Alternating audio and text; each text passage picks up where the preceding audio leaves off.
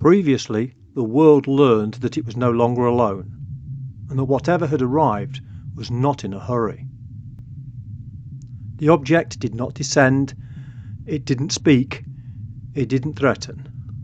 Instead, it waited. High above the noise of panic and prayer, it circled the earth in silence, patient, deliberate and unblinking. Governments argued, markets trembled, humanity searched desperately for meaning in the absence of answers. But this was never about first contact. It was about assessment. In 7 slow orbits, the visitor would turn its gaze upon the sun, the stars, the oceans, the scars, and the living pulse of a world that believed itself exceptional. This is not the story of invasion, it's the story of being measured. This is the 7 orbits. During the first orbit, the vessel's scanners turned towards the sun. Blinding light poured across its seamless surface, absorbed without reflection. It measured the star's chemical makeup, traced its violent currents, and calculated the age of the furnace that had shaped this world. 4.6 billion years. The occupant regarded the data in silence, its thoughts shifting like slow-moving tides. Creation's first gift remains strong. This world basks in the light that made it.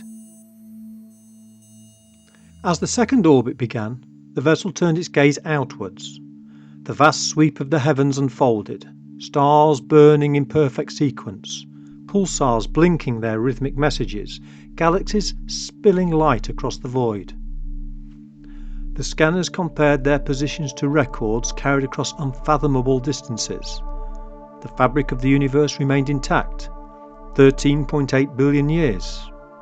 The universe endures just as it was crafted. Its gaze lingered on a distant star, its light dimming. The occupant watched, motionless. Even the brightest fade. Decline is inevitable, but neglect hastens it. On the third orbit, the vessel looked down. Earth spun beneath it, a world of turbulence and contradiction. The scanners absorbed every detail.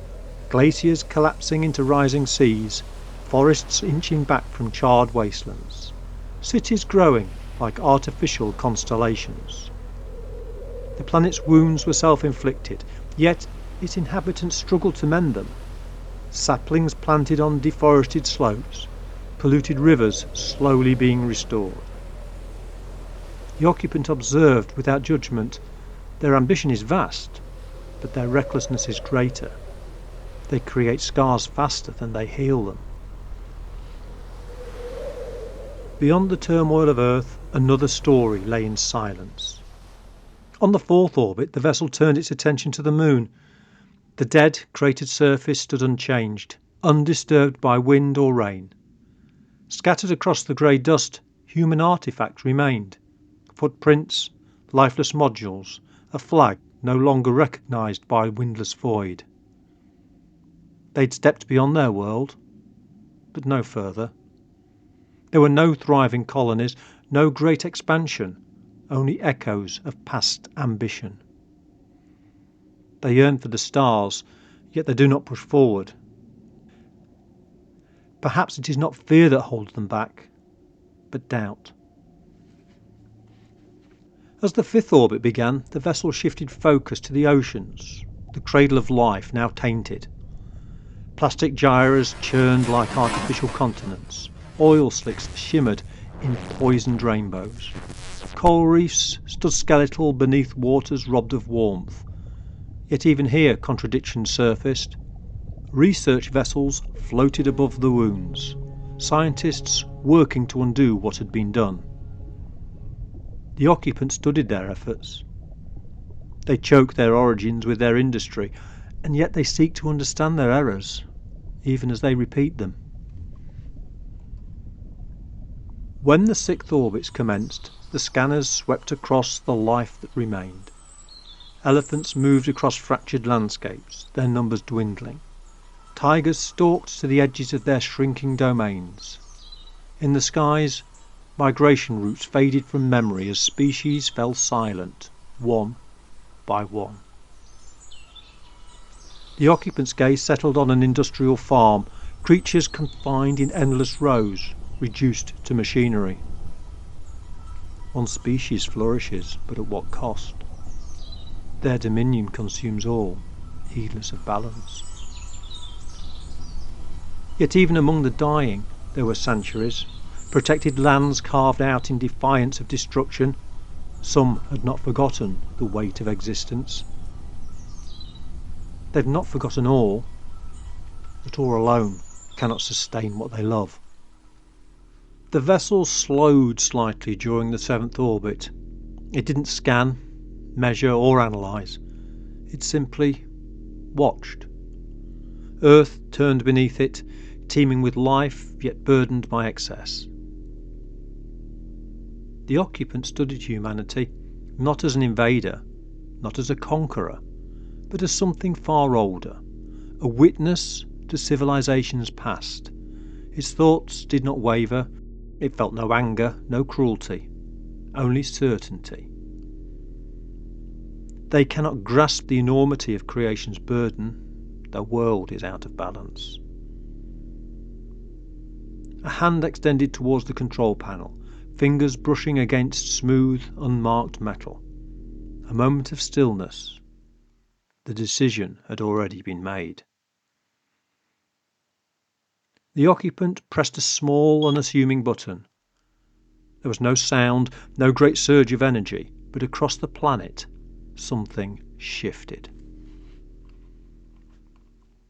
Deep in the Earth's crust, veins of rock hummed with an unfamiliar resonance. Mountains trembled, their peaks vibrating with a frequency too low for human ears.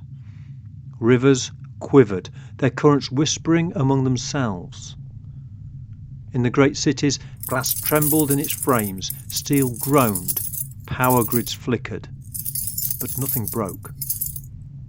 It was not destruction, it was something else. And then the message came. A voice, ancient, measured, inescapable, entered the minds of every human being.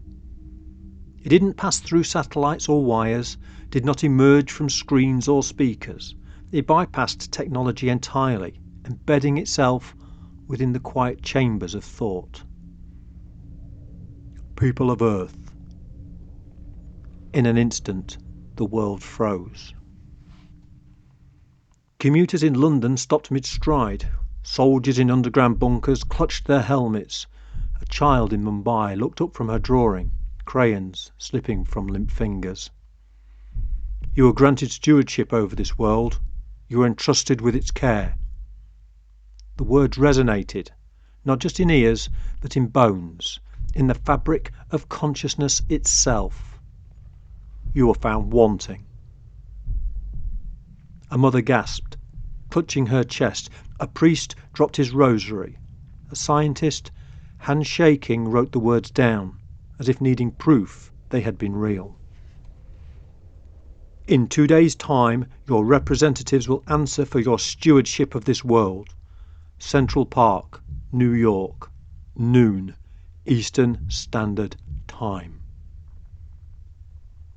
And then silence.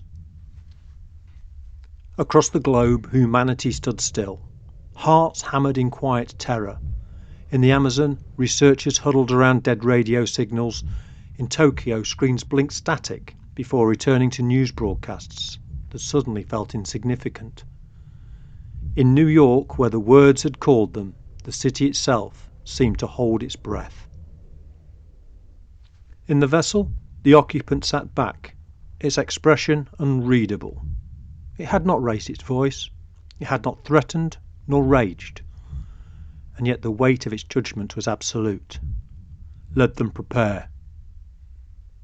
Its tone carried neither mercy nor malice, only the quiet finality of something that had seen this pattern before.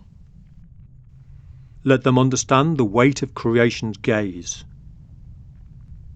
The occupant's gaze drifted back to the earth.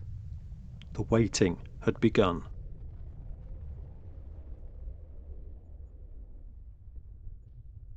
7 orbits, 7 judgments made without anger, without hatred, without haste.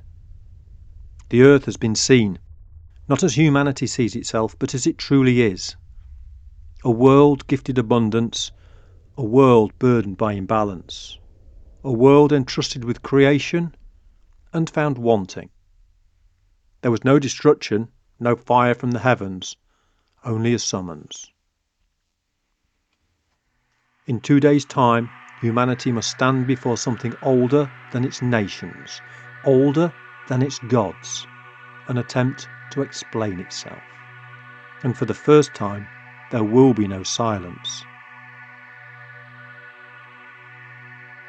If you've been enjoying And Man Was a Vengeful Creation, please consider liking the video, subscribing to the channel, and sharing it with anyone who enjoys thoughtful, unsettling science fiction and cosmic horror. It genuinely helps these stories reach new listeners. The reckoning is coming, and the gaze of creation does not blink. Thank you for listening, and join me for the next chapter.